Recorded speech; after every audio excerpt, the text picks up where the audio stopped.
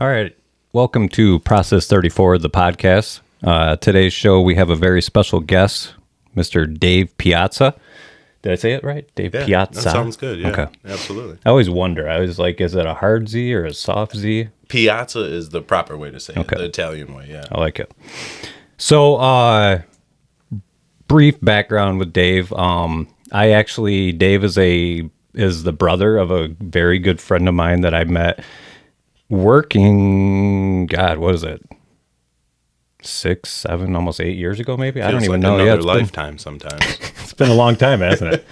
So, Christopher, Yes. Dave's brother, Big bro. shout out Chrissy. Love you, Chris. Met him, hit it off like right from the start. Great relationship, great friend. And then I met Dave, his brother. And same thing, like right off the get-go, very welcoming, just Connected right away. yeah, it was just instant friendship, great relationship, and from there it's just been I guess like maybe an honorary member of the family. Wow. Well, I'm absolutely honored. No, I feel the same way as well. Like through these years between golf and Cody's a great dude, and the whole process 34, we've kind of hashed it out and talked through some stuff, and it's been absolutely amazing, like just cultivating our relationship. So very blessed to be in your life and to be here on the podcast. I appreciate that, man. Absolutely. It's been a pleasure. It's been a great ride. We shared some very great, insightful conversations. Profound, yeah. Learned a lot from each other. Dave is just right from the start. It was, just very welcoming, great attitude, super positive all the time. I feel like, no matter what, Love it. it was we could be in any situation, Yeah. doesn't matter. Could be absolutely miserable, and he would have a smile on his face, and Dave would make the best of it. And it's it becomes contagious. It becomes this guy's having fun, then why shouldn't we all be having fun? Yeah. And it's something that you taught me, like, for sure, and I took it to heart. I appreciate it and it's also another reason why I want to golf with you so much, because you make those bad days, those bad golfing days, Which is a lot of them. There's a lot of them. Yeah, it's great, but there are some bad times. Absolutely. Like, for instance, what was it? Maybe 2 years ago, you come up and we went to Flint, and I think we were the only people on the course. Oh, yeah. Low 30s, maybe. Sloppy, wet, just it was puddles terrible. everywhere. Terrible conditions. Yeah. We walked the whole thing. Like 10 miles. Yeah, so no hats, and we get done with the front nine. It was like, we need to go get a hat from the pro shop. Go in, no winter hats. Had to buy a hoodie. And We it got was to just keep moving. We got to stay warm. yeah, it was a great time, though. I think no matter what, I don't even know if I was on the frame there. Bring those mics in.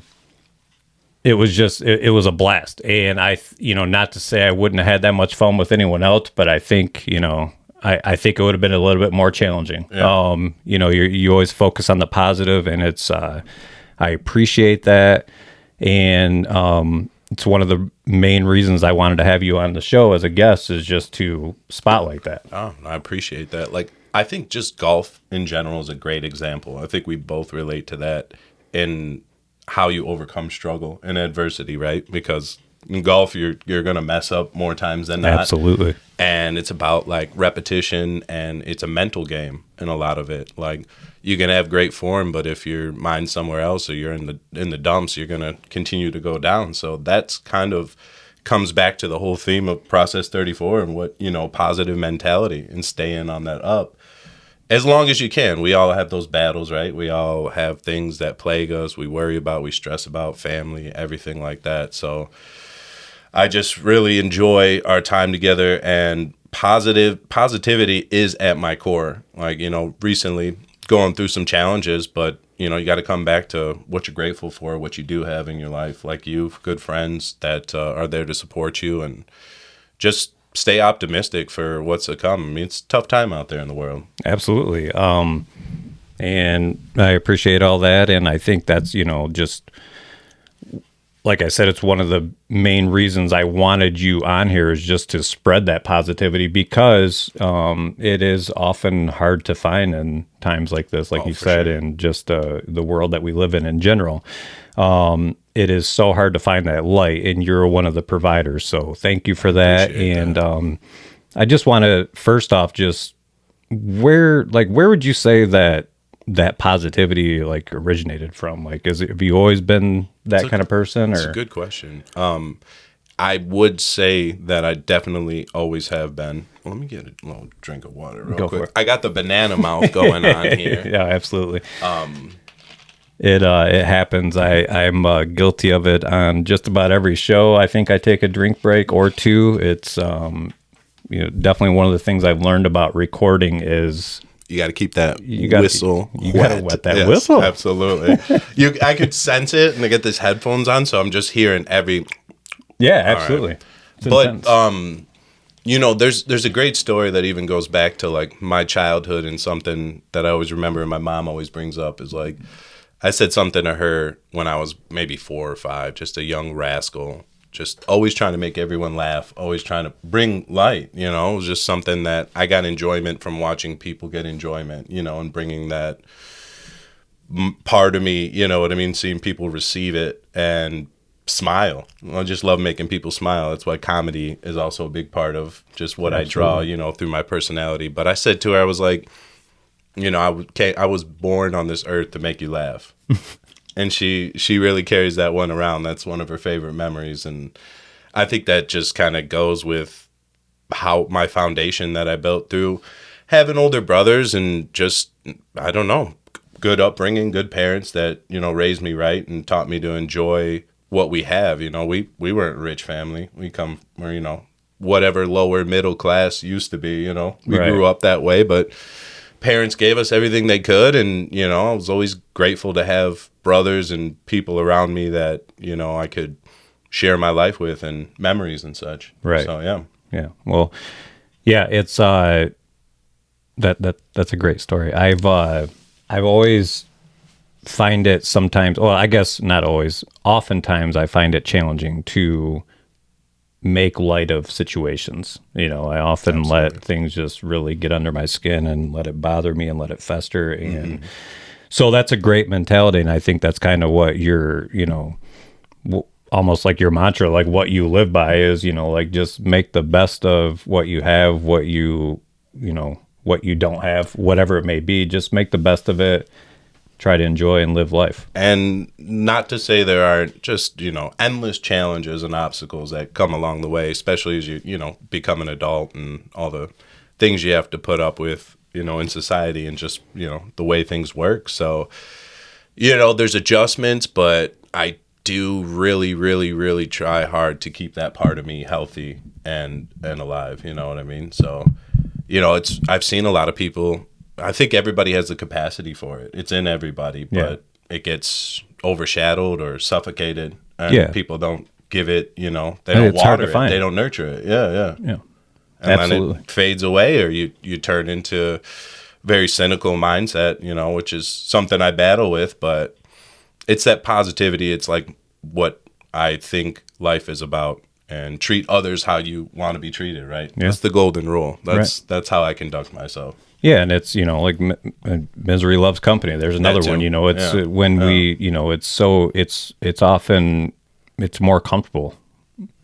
To be in that wallow rut. in it. Yeah. Yeah. It sometimes is. It as insane as it sounds. Yeah. It's more comfortable because it's hard to work on yourself. It's hard to accept things. It's hard to admit things. It's hard to say, Taste that like, stuff hey. down. I got to take care of this, and I know how to do it. So, so obviously you said you're a golfer, you enjoy golf. What are some other things that you do to, not necessarily that you just enjoy in general, but that are beneficial to you as well? Yeah, sure. Golf is taking a little hiatus in these cold months, so I've been a little bit sad about that. But we are going to the simulator though after we record. Very, so I'm excited about that. Absolutely. It'll be the Looking first forward to swings it. of 2023. Yeah. So yeah, I'm very excited. And I did get around in late November, so almost December. So I guess it hasn't been that long. But, No, it feels long for me. Feels like years. Like an eternity. Yeah. Like an eternity.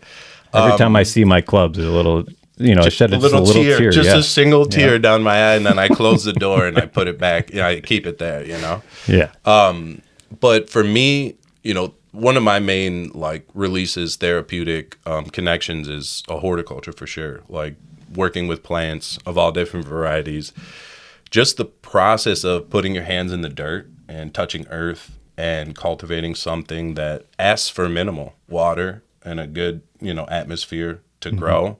And as long as you give it a little maintenance, care, it can produce beautiful things for you. And I find that process very therapeutic and satisfying. Yeah, so it's, you're getting a lot of benefits from that mind, 100%. body, or definitely mind and spirit. We coexist with plants, they need CO2, so you breathe on them, that helps them grow. They give you oxygen, that helps you live. I just find that, symbiotic connection just really beautiful. And vegetable plants, all different varieties of plants I like to grow, so I'm not biased to anything like that. Just anything green, anything that grows and has roots. I really, I connect with the earth in that way.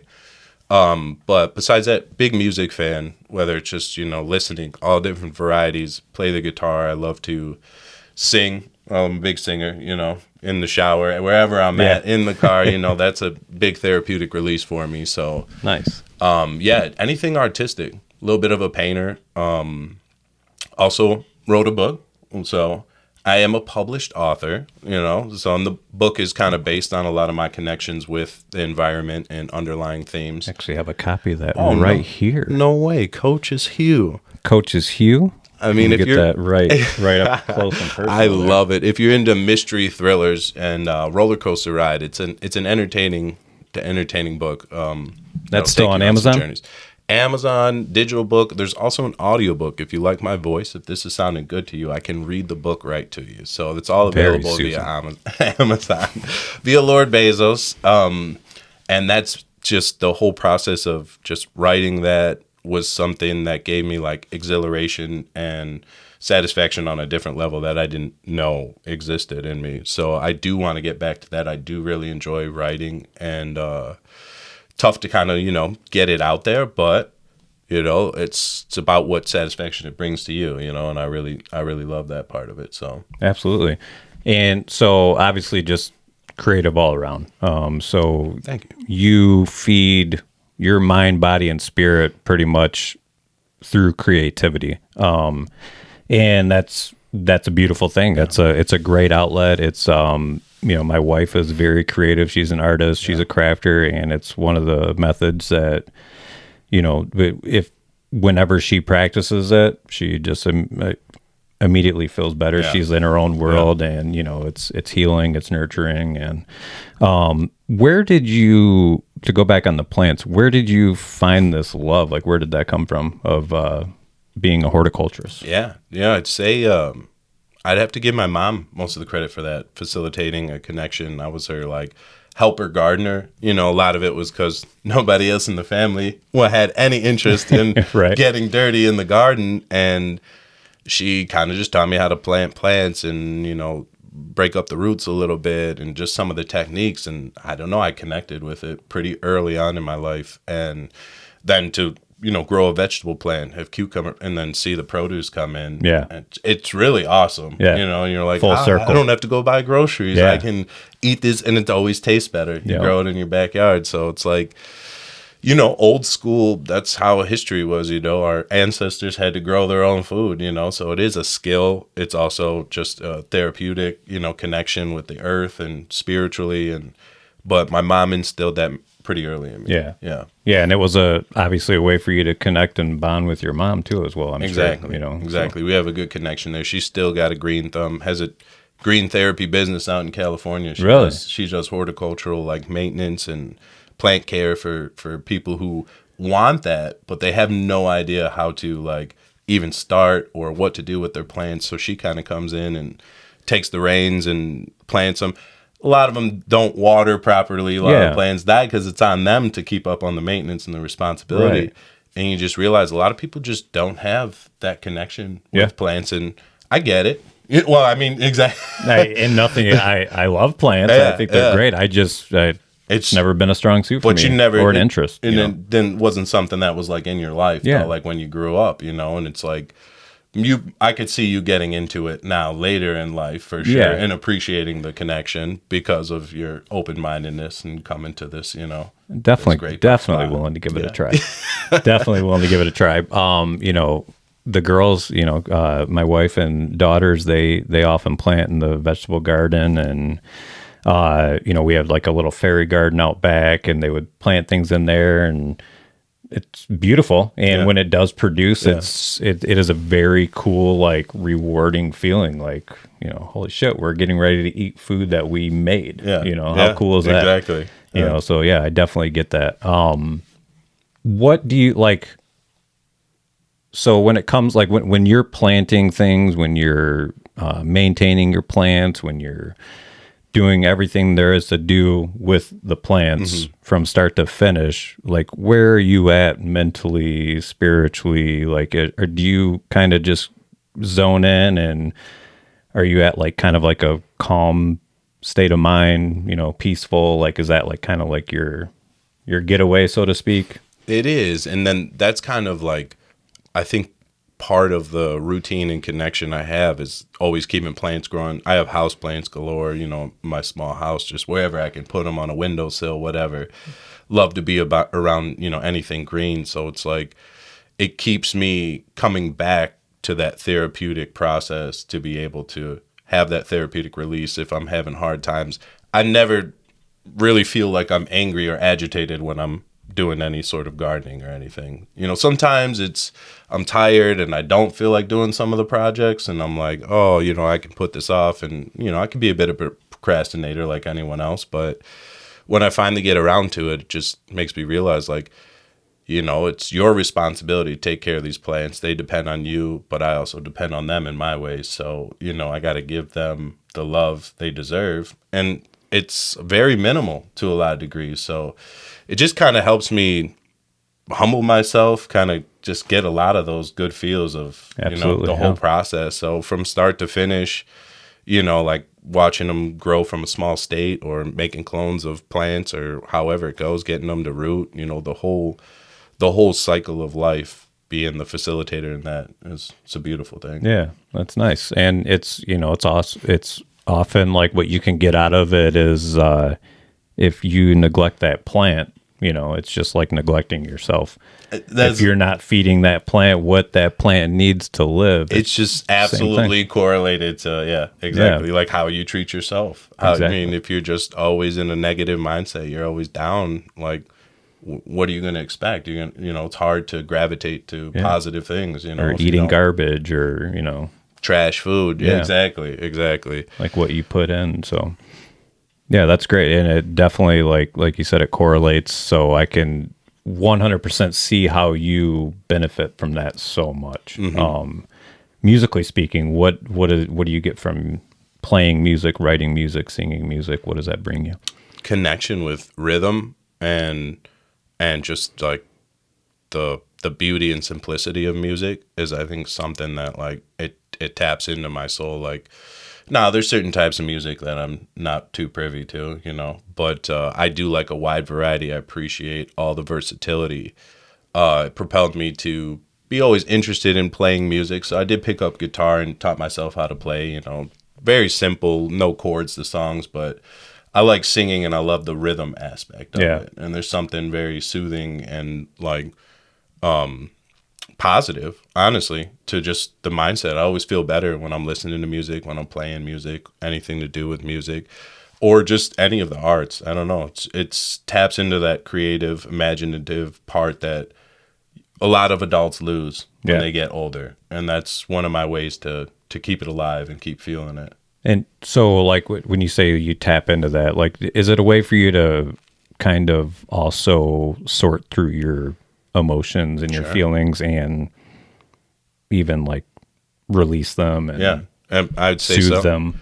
Even more soothing. A lot of times you got to figure out ways to process your feelings, but a lot of those feelings, they stick with you, because the trauma doesn't necessarily go away, but it's just you're hoping it comes back a little less every time. And every time it comes back, you're a little nicer to it. You know what I mean? You're a little more accepting that, hey, this is part of me, but it's not all of me. It's not who I want to be. You know what I mean? So music does help kind of quell that and just bring me back to just remind me of like beautiful things that I enjoy in life. And just to stay focused on that, you know, whether it's the creating of it or appreciating good artists and good music and what they put out, and the originality and creativity in that aspect is like something I admire, that I aspire for, and I appreciate.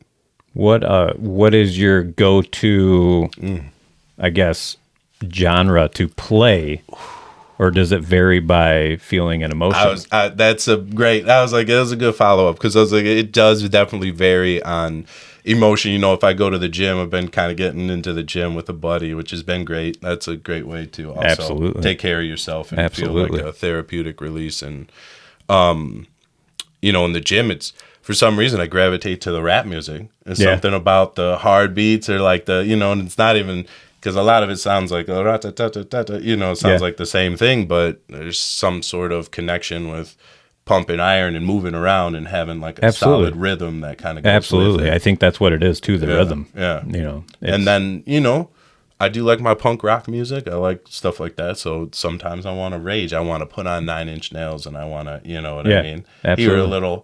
Hear a little bit of that. You know what I mean? So sometimes there's a release like that. And then there's the times where you're in a good mood. Maybe you're in a partying mood, or you're with good people and you want to turn it up. You have, you know, that style of music, you know, hip hop, stuff like that. So I just say new wave country is probably the one I don't really, I don't really gravitate to. Yeah, I'm not a fan. I love outlaw, old school country. Love it. Me too. But yeah, that poppy stuff, I'm just never been. Or a fan even of like it. folk music's great. No, it's amazing. Yeah, absolutely. Like I appreciate that. You know, and then on the other end, like there's the screamo stuff, and you know, not super into that, but you know, what's your favorite to play? It's definitely like classic rock or folk. Okay, you know, a lot of Neil Young, a lot of like Bob Dylan. Yeah, Neutral Milk Hotel. There's you know, nice. That was actually the first album I learned kind of how to play guitar. Oh, yeah. Very simple chords, but I love the lyrics. The lyrics are out of this world. They are. Yeah. They are. It's very abstract, and I just was drawn right to it. It's a lot of G, C, G, D chords, you know, very simple, but very rhythmic, and I love the singing. And my daughter, Olivia, loves, what is it? Aeroplane Over the Sea. Yes. Is that the name of it? Yep. Yeah. Loves that song. That whole album is just, both those albums are Jeff Magnum, that's the dude's name. I think that I got to see him one time. Yeah, it was pretty amazing. Yeah, he's pretty eccentric. Super. I wonder what he's doing right now, actually. I don't know. You think? I feel like he got out of like just music. But like he was I mean, that band was never like a big, you know, star on the charts or anything like that. They were in the indie realm, you know, like the college scene and college radio. I don't know if that's still a thing, but remember when that was popular? I think they were like, you know, pretty big around that scene, but I don't think they ever made it like big. Yeah.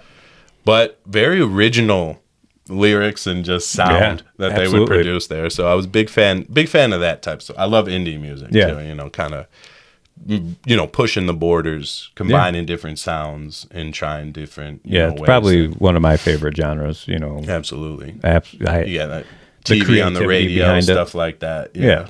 Like lyrics and music, when you're super creative on both ends, like just makes for a beautiful song. And that's, you know, that's appreciation of music too. Not everybody gets that deep with it, and that's fine. You know, you take music for what it is. You turn on the radio, it's a lot of the same pop songs. Yeah. They replay the same songs. Absolutely.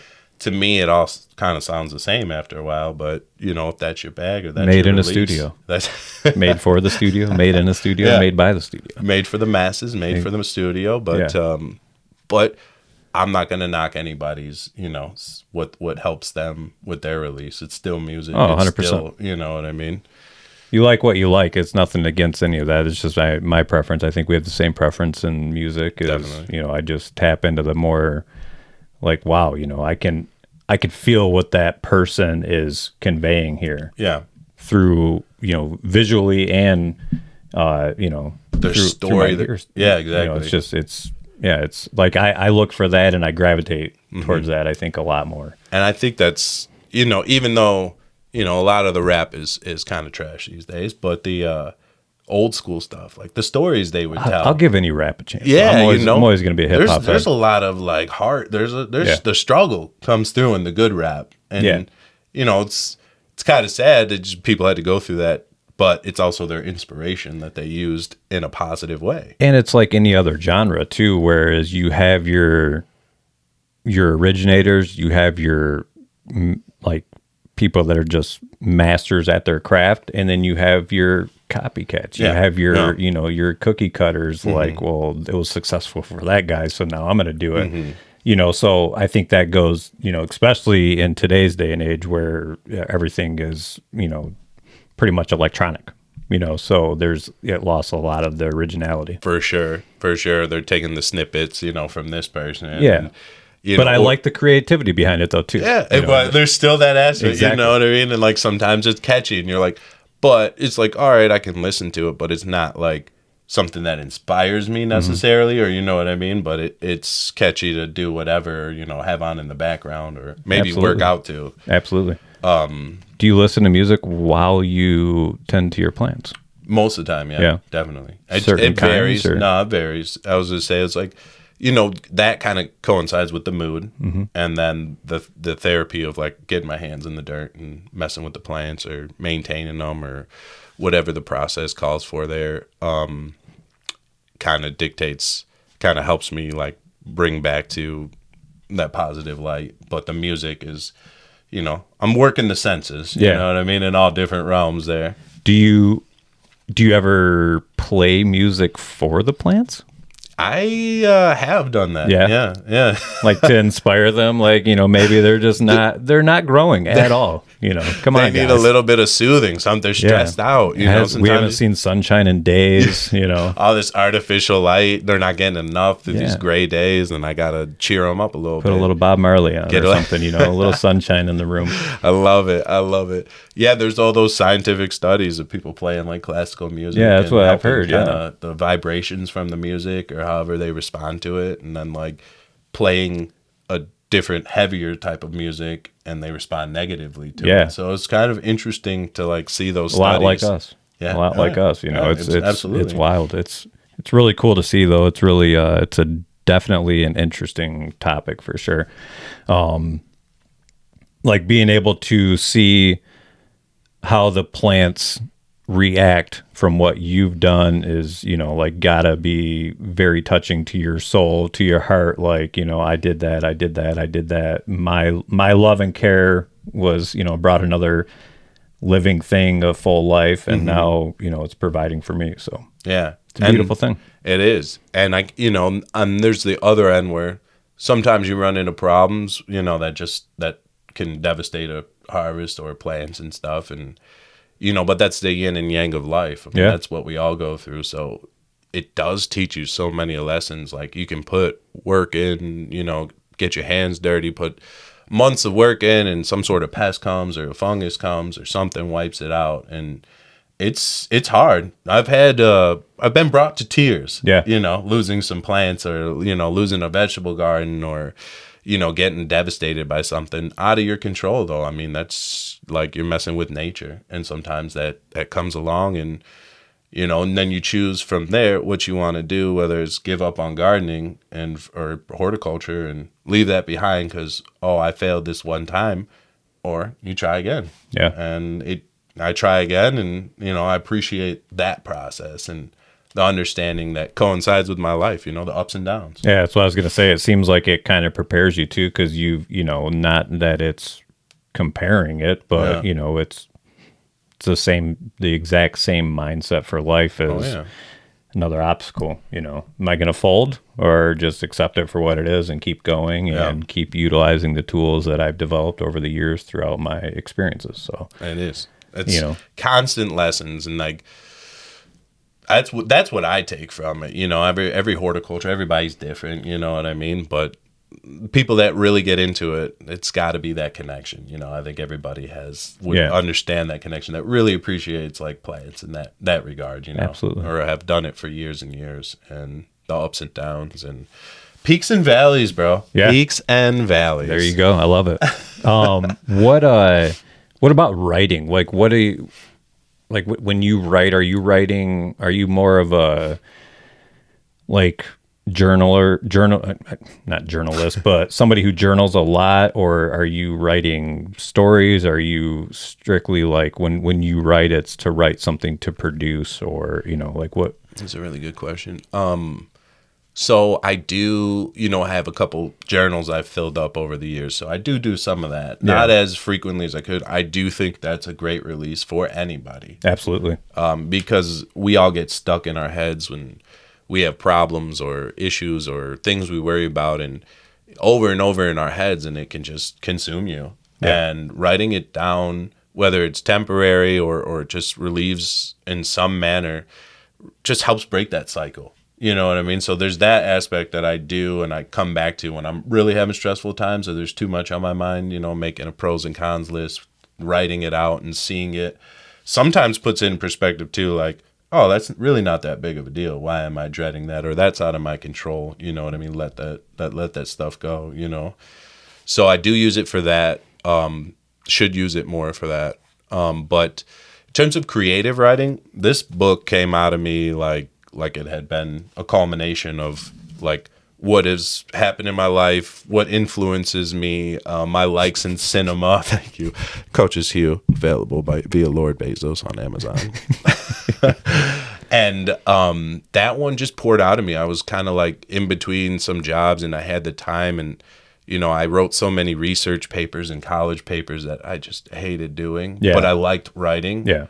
So I was like, I'm always forced to write about somebody else's topic or subject or whatever. I'm like, I want to write something that I want to write about. Yeah. And I like to let my mind free in that aspect. And this book just, my mind, I didn't really have much of an outline. I didn't really kind of have much of a story or a conclusion, and it just evolved as it was going. And it was really beautiful seeing it like pour out of my head onto a screen, and then bringing it to life from there was another challenge, but a good accomplishment. And I really like the creative writing aspect. So that's the part I want to get back to, and hopefully write more stories. And you like the fictional more. Yeah. I mean, I'd like to write like, a real life type of story, something based on research, if there was a topic that really came up, I'd love to delve into that. And that takes a lot more time, I guess. No, absolutely. Just letting it flow. You got to really do your due diligence there. And I appreciate everybody that does have that capacity.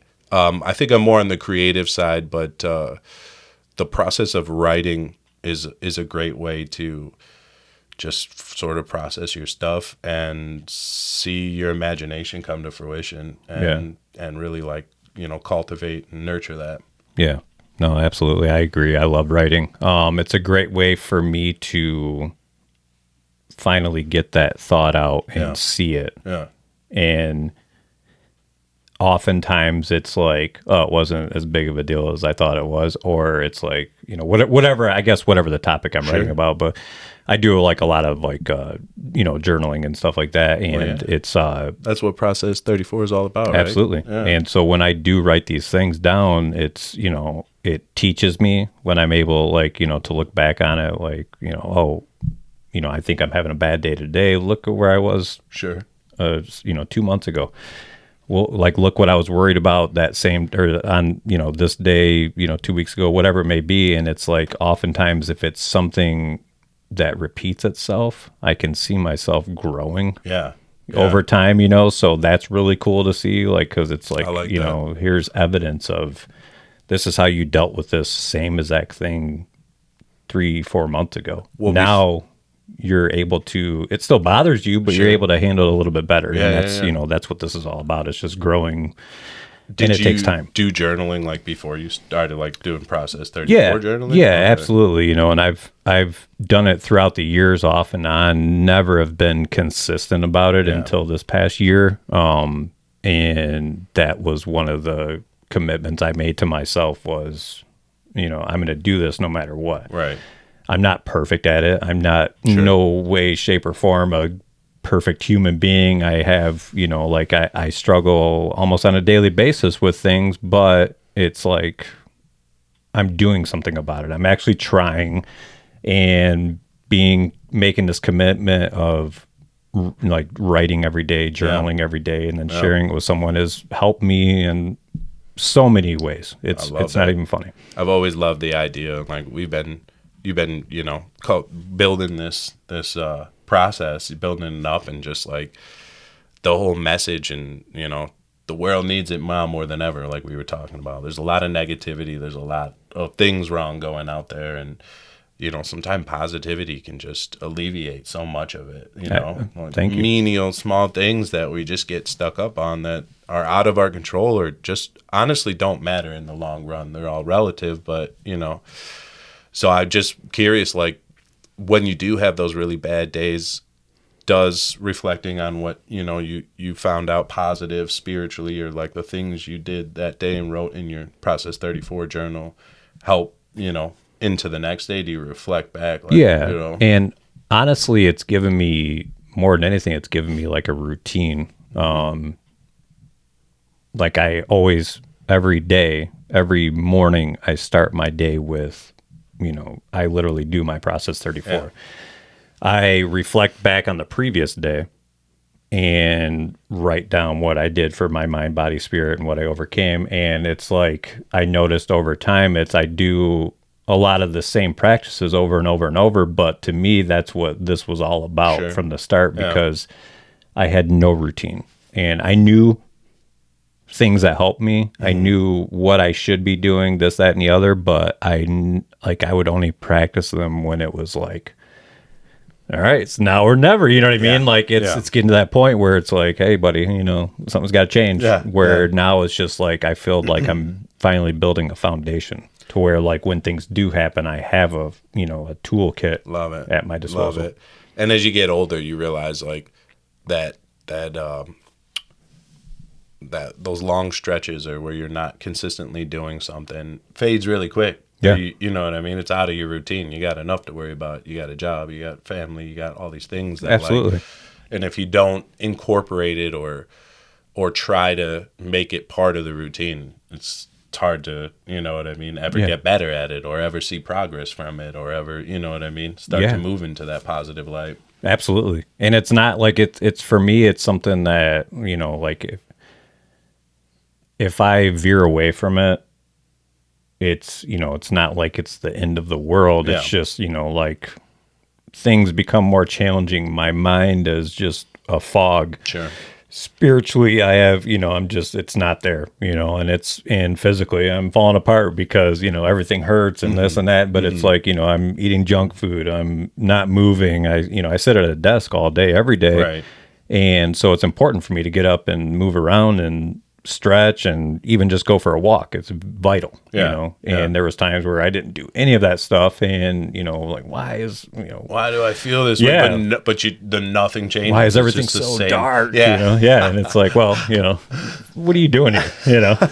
It's so true. And like, but it's hard for most people to like face that truth about themselves. It is. Like, I need to make a change because nobody's going to make it for me. Yeah. Like I have to do this for myself.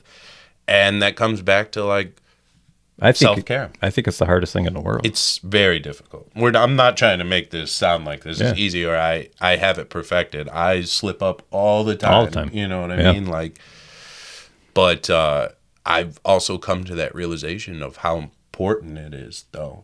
Especially if like we've noticed that I have that foundation. I want to be positive. I want to help people however I can, or bring that part of me to others. And I'm glad you appreciate it. And it's like sometimes it does get taken advantage of. You know what I mean? If you have that light and you're a giver, there's a lot of takers out there. There's a lot. That's going to happen, and I think that's life in general.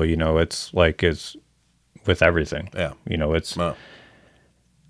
Negativity, and that like we said at the beginning of the show, that famous saying, misery loves company, it's gravitate. darkness doesn't like light, so exactly. it's, it's hard to, it's very hard for some people to grasp, and it's hard for some people to practice on a daily basis, and that's okay. I'm one of them myself on a lot of days, Absolutely. so there's nothing wrong with it. It's just, for me, I know that if something doesn't change and I don't keep this positive routine going, then, it's like I let that darkness consume me, and I don't like it. I don't enjoy it. So why feed it on a daily basis? So that's the main goal here. An inspiration. Yeah, for sure. It is inspiring because, like, we could sit and we could talk about it, speculate on it, but like for an individual to face it down, it's a daunting task. Yeah. It's a daunting task, but it doesn't have to be so daunting, and it can be small things. And that again comes back to what Process 34, the journal, and everything's all about. It's like, oh, I had a terrible day. My job's bringing me down. I don't know where I'm going with my career, whatever the worries are, but you help somebody out or something, or you had it could be you had a great meal. And a lot of people in the world aren't that fortunate to have a beautiful meal. You know what I'm saying? Like, and have food and running water and all the things that we take for granted. Absolutely.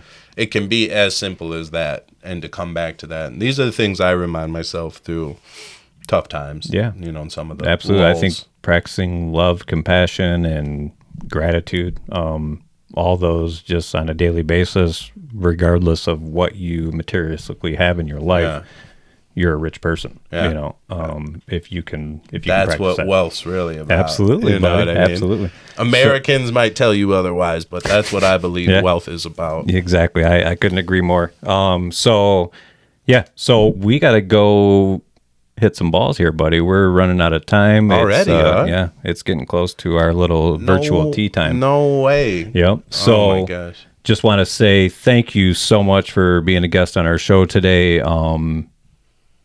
Anytime. Coach's Hue, Anytime. Amazon. It's available audio. Check it out. It's really cheap ebook. It's Kindle? like $1 Kindle ebook. Okay.